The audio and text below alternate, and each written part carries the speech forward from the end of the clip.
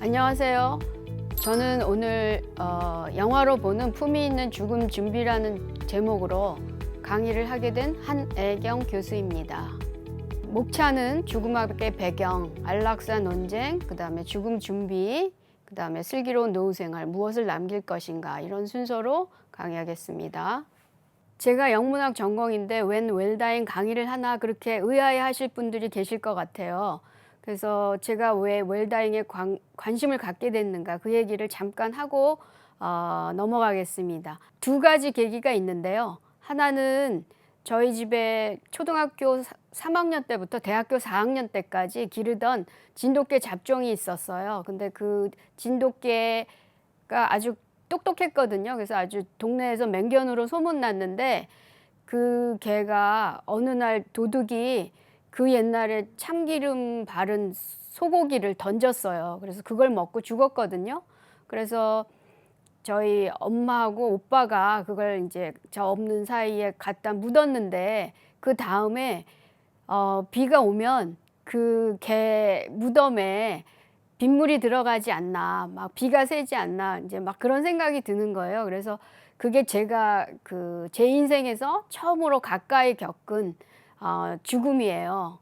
그래서 그때부터 죽음에 대해서 좀 더 생각을 하게 됐고, 두 번째 계기는 저희 친정 어머니가 그 옛날에 그 대학교를 나오셨는데 굉장히 적극적이고 도전적인 신여성이었는데, 친정 아버지 돌아가시고 난 후에 굉장히 나약해지고 조심스러워지고 하여튼 무력해지신 거예요. 그래서 제가 이제 가까이 좀 모셨는데, 그래서 왜 인간이 이렇게 바뀌나, 나이가 든다 그래서 제가 그때부터 죽음에 대한 책을 무지무지 많이 읽었어요. 도대체 죽음이라는 게 뭔가.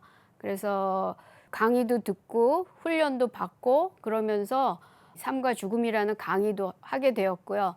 그다음에 그 대한 웰다잉 협회에서 전문 강사 훈련도 받았고, 뭐 또 철학 교수랑 같이 책도 내고, 그렇게 해서 웰다잉에 대해서 관심을 갖게 되었습니다. 그래서 아름다운 마무리를 어떻게 하면 좋을까, 이것도 굉장히 준비가 필요하겠다, 그런 생각이 들어서 웰다잉에 관심을 갖게 되었습니다. 여러 사람들이 그 죽음에 대해서 앙케이트를 해봤어요. 그래서 나의 죽음을 정할 수 있다면, 그다음에 자기가 바라는 가장 이상적인 죽음은 무엇인가. 대부분의 사람들은 언제, 그러니까 지금이 아니고 한참 후에, 20-30년 후에, 그다음에 어디서, 집에서, 결코 병원 아니고 집에서, 그다음에 어떻게, 어떤 모습으로 자다가 가족에 둘러싸여서 돌아가는 모습을 가장 바람직한 죽음으로 생각했어요, 대부분의 사람들이.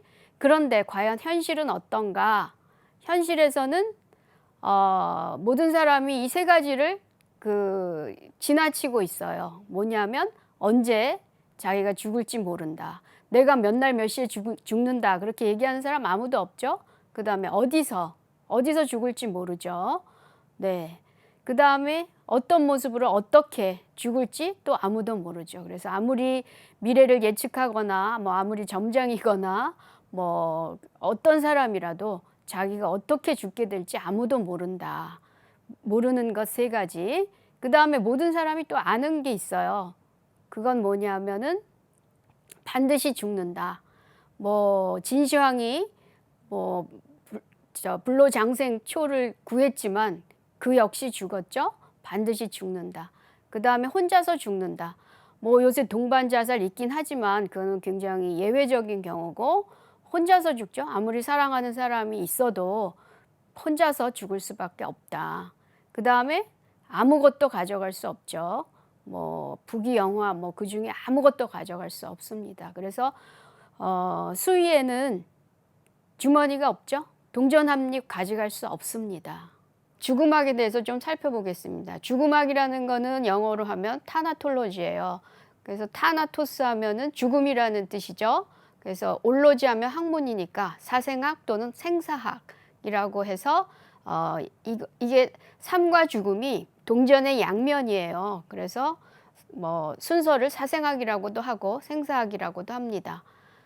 죽음학에서 또 하나 기억해야 될 것은 메멘토 모리예요. 메멘토 모리라는 건, 메멘토는 리멤버고 모리는 데스죠. 그래서 죽음을 기억하라 그런 얘기인데 지금 코로나 시대라서 굉장히 실감이 나는데 중세 유럽에서도 패스트로 유럽 인구의 4분의 1가량이 다 죽었어요. 근데 옛날에는 죽을 때 신부님이나 목사님이 가서 임종 예배를 했죠.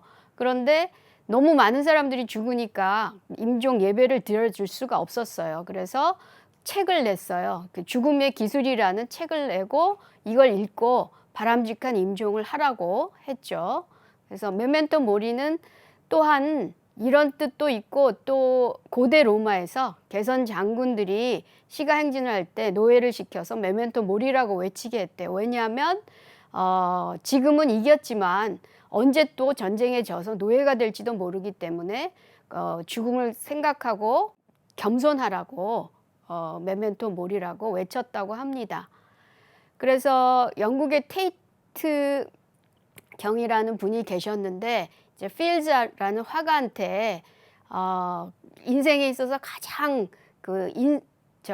인상적인 장면을 그리라고 했어요. 그랬더니 이 화가가 고민하다가 자기 아들이 얼마 전에 폐렴으로 죽었는데 그 의사가 왕진 와서 밤새 지켜보던 그런 그림을 그렸어요. 그래서 예전에는 의사들이 왕진을 왔죠. 우리가 병원을 가는 게 아니라. 그래서 속수무책으로 아무것도 해준 건 없어요. 그렇지만 그 임종을 지켜준 게 너무나 감사해서 그 그림을 그렸다고 합니다. 그래서 이걸 보면 이제 옛날 의사들은 왕진을 왔고 그 다음에 임종을 지켜줬다. 그런 걸 우리가 알 수가 있죠.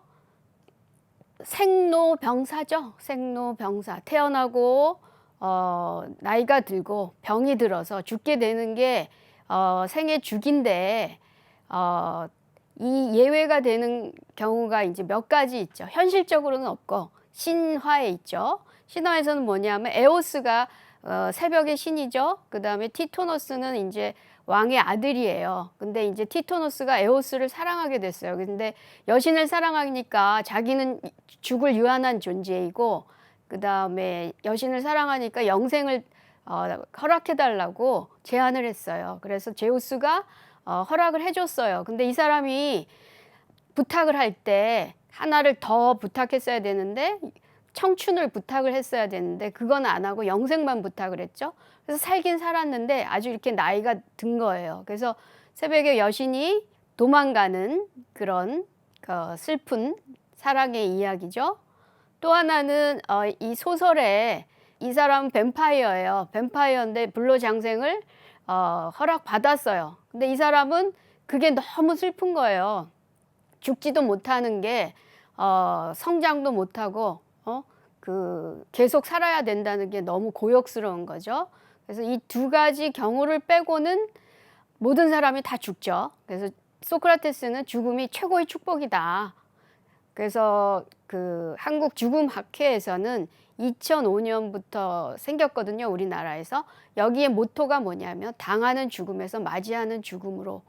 뭐냐면 아무 준비 없이 황당하게 갑자기 당하는 죽음을 당하지 말고 맞이하는 죽음을 맞이하도록 하자. 근데 이거는 굉장히 아주 도움이 되고 유익하고 그런 모토죠. 여기 이 시를 보면 뭐 20대, 30대, 40대 굉장히 두려웠다 그런 얘기가 나오죠. 우리 왜 29, 뭐 19, 39 이러면 뭐 40대면 죽을 것 같고 50대면 죽을 것 같고 막 이런 생각을 하죠. 근데 그것도 지나고 보니 그때 다 의미가 있고 그때는 그 아름다움을 모르고 지났는데 굉장히 의미가 있다. 그래서 우리가 생각해야 될 거는 그때 누릴 것은 누리고 또 한 가지는 죽음도 준비하면 무서운 것이 아니다. 우리가 번개, 천둥 모를 때는 그게 신의 분노라고 생각했죠. 그렇지만 죽음도 굉장히 터부시하고 싫어하는데 그것도 준비하고 알고 대비하면 그렇게 두려운 것이 아니다. 그런 얘기가 되겠습니다.